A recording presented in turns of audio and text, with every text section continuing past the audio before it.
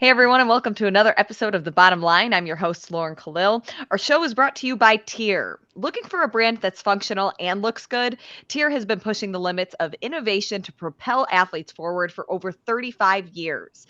And they have a footwear line coming out this fall. Make sure to check out Tier's website with the link in our description to gear up now and pre order the latest in footwear innovation. On today's episode, I'm joined with Brian Friend to talk about the cuts that CrossFit just released for this year's games. So, CrossFit, they put this on their social media today. Brian, like so many times when we get information, you share it on your own personal Instagram and you ask for people's thoughts. We're looking into your DMs, and no surprise, it is flooded with messages. What was the feedback like? What have you hearing from people? Honestly, it's all over the board. I mean, it's everything from people that are saying, uh, you know, this is the best system of cuts that we've ever seen, to Mm. people that are saying we need way more harsh cuts. We want to see it go from 30 to 20 to 10 by event. And then there's a huge contingency of people as well on the total opposite end that say, no way, man. We've had 3 stages of qualifying to get here. Athletes have paid to come from all over the world. They deserve to do every event at the CrossFit Games. And so you have the full spectrum in that regard. Okay, so if people haven't seen yet, this is what the cuts look like. Um, It will only happen on Saturday night with the individuals field dropping to 30, the teams dropping to 20. But quickly remind us, what were the cuts like last year in 2021? Last year they had 2 rounds of cuts for the individuals.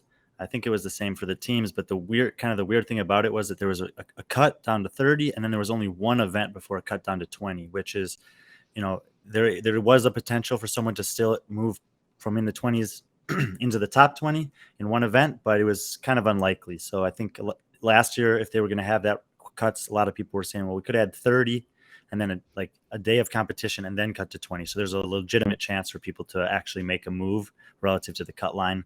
With one event, it was pretty tough. Hmm. So looking back even further to 2016, 2017, and 2018, we didn't see any cuts. Then, of course, we jumped to 2019, and that was arguably the most aggressive year that we saw cuts. So how do certain outcomes change year to year based on these cuts? Yeah, so actually, there were a couple of different concepts that were brought up, and some people responding to things today. One person who I'm, pretty impressive, actually cited a couple examples of bottom finishers from those years of the CrossFit Games who had top finishes in certain events on Sunday. And then there were other people that were saying the people who get cut from 31 to 40, they're not very relevant in the competition anyway. And my response to them was, don't be so sure about that. But I wasn't exactly sure what the number would be. So I went and created You made this. an Excel document because why wouldn't you? So what this is from those 3 years that you said, 2016 to 2018, which were the last 3 years at the games without cuts, where all the athletes got to complete all the events unless they withdrew or got injured. There were actually a total of 21 times on the women's side and 25 times on the men's side, for a total of 46 times that an athlete who finished the CrossFit Games 21st or worse, so outside the top 20, had an event finish on Sunday that was 10th place or better inside the top 10. And that was frankly a much higher number than I expected. Yeah. Now, the nuance here is that in 2016 they had these handstand walk suicide sprint plow events, which are very specialty specific events. But that's not uncommon. We did have the 1 rep max snatch last year after the fact, and one of the people who responded to this prompt on Instagram was Zach Watts, who would have been in the mix with Royce and Guy for the heaviest lift in the snatch if he had made it past the cut line. So it's in the programmer's hands a little bit about what's programmed on Sunday, but nevertheless, we see that even in the events that are more CrossFit, specific, like a redemption, like the 2-2-2-3 intervals or the Fibonacci finale from some of those years, even Aeneas had some finishers inside the top 10, and in some cases podium finishes, which are the ones highlighted in blue, green, and orange here, despite not finishing great on the weekend overall. So when we look at a document like this, you said that you were surprised that there were just so many names on it. How does this impact the overall outcome when we are looking at the finish for athletes relative to how the cuts impact them? Yeah, so there's two things in play here. One is obviously the scoring, because as athletes are finishing higher and higher on the leaderboard, they're taking points or opportunities for points away from people who are potentially battling for critical positions like the podium or the top 10. Or, before this year, not every position at the CrossFit Games was paid out. So sometimes they were battling for cash positions. Um, Hmm. Additionally, all these ones in blue are the first place finishers, which the green is the second place finishers, and the yellow were third place finishers. And in those cases, there's a payout for that event finish. And we have already, talked about many times this year how the pay opportunities to make money in competitions are somewhat limited for athletes. And so one of the ways they can do that is by winning events at the CrossFit Games. I mean, there was a year where Yonikoski knew he was going to have to withdraw from the games, but the next event was a 500-meter swim. So he did that event, cashed $3,000, and then withdrew. I mean, that's within the rules, and so you can do that. But these athletes wouldn't have had the opportunity to cash in these events if they had been cut. Now, not all of them would have been cut because the cuts are different every year necessarily, Hmm. but some of them would have had the opportunity to win some significant money, especially this year when you factor in that there's that Reebok deal that's rolling over, where if you wear a pair of Reeboks and win the event, an event win could be worth as much as a 18th place finish at the games potentially, and you might be taking that opportunity away from someone if there's not, if their best event shows up and they've already been cut. So cuts, they impact earning potential. They also impact obviously scoring. But recently, Adrian Bosman, he was on a episode of Game Central where he spoke quite transparently about the cuts. He said that originally he wanted to plan the games where there were no cuts at all. But then after looking at the schedule with individuals and teams, adding cuts was one of those tough decisions he said they had to make in order to keep these tests how he envisioned. How do you think that cuts play a role in the programming, and will it affect finding the fittest athletes? Yeah, so first of all, I just want to say I thought he was very good in that Game Central in terms of explaining the thought process in, like you Mhm. said, in a way that he didn't necessarily have to do. And it sounds like he actually programmed the games with the intent of not having cuts.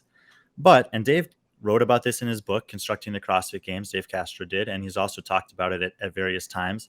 As the games has evolved, there have become layers to what has to be considered when you're programming each individual event as well as the competition as a whole. And one thing that is an opportunity this year that CrossFit has pursued is a live broadcast window on CBS on Sunday.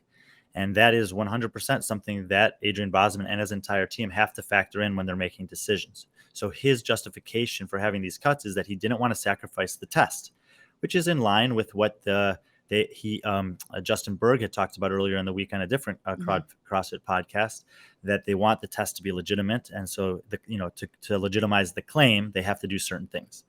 So this is not that far out of that line of character thinking.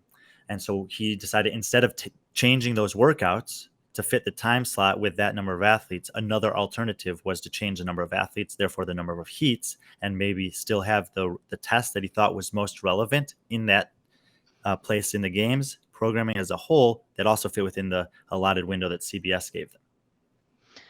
So I feel like we have so many different variables that we're looking at really on both sides. We have the scoring, we have earning potential for athletes, but then we have the integrity of the tests with trying to beef up getting more people to watch on the broadcast. So is this the balance to trying to like please both sides, or is there another way? I'm not sure. I think that this is actually a really good example for people to see of, exactly what he said is it's not an easy choice. And when you're Mhm. in that position, you have to make a choice. And this year, those choices have been scrutinized more than ever before for a variety of different reasons. I would say that, like, the concession to this is that they did extend the payouts to every athlete. So even, and additionally, they get to do 75% of the tests before being cut. And one of the things Adrian said is, we're communicating this well ahead of time. And the athletes, Sure. it's not before they've decided to register and travel there, but it is a significant amount of time before the start of the games relative to when we found out about cuts previously. And so they know that they're going to have 3 days worth of opportunities to make sure that doesn't happen to them. And it is, I sympathize with the people who say, hey, they've traveled all this way and whatever else, but it's not like 2019 where you did that to do one workout. And if it wasn't Sure. your a good workout for you, then that was just the end. And this is that you still get three days of competition, 4 full days from the Wednesday till the Saturday evening. And I think that it is okay to say at that point that we're going to eliminate the bottom 25% of the field. That is not uncommon in sports in general. And the 30-point scoring system, which we saw at semifinals, is still a scoring system that I think allows for an opportunity for people to make moves on the leaderboard more so than when there's only 10 or 20 athletes in the field. Brian, what's your bottom line? Bottom line is, I think this is an improvement from the cut system last year. I think this is a great example of Adrian Bosman being clear in communication when he didn't necessarily have to be. I understand the arguments and the positions that both groups of people have made in response to this announcement, and I don't think this is going to be like a hindrance on the overall outcome of the games, like it has been with some of the decisions surrounding cuts in the past. We have the schedule. We now have the cuts. Next thing, we want to see the programming. Yeah, it's really curious to see when the first workout will come out. So far, they're giving information a little bit sooner. Hopefully, maybe in the next week, we'll be talking about that. But until then, Brian, thank you so much for joining us, and we'll see you guys next time.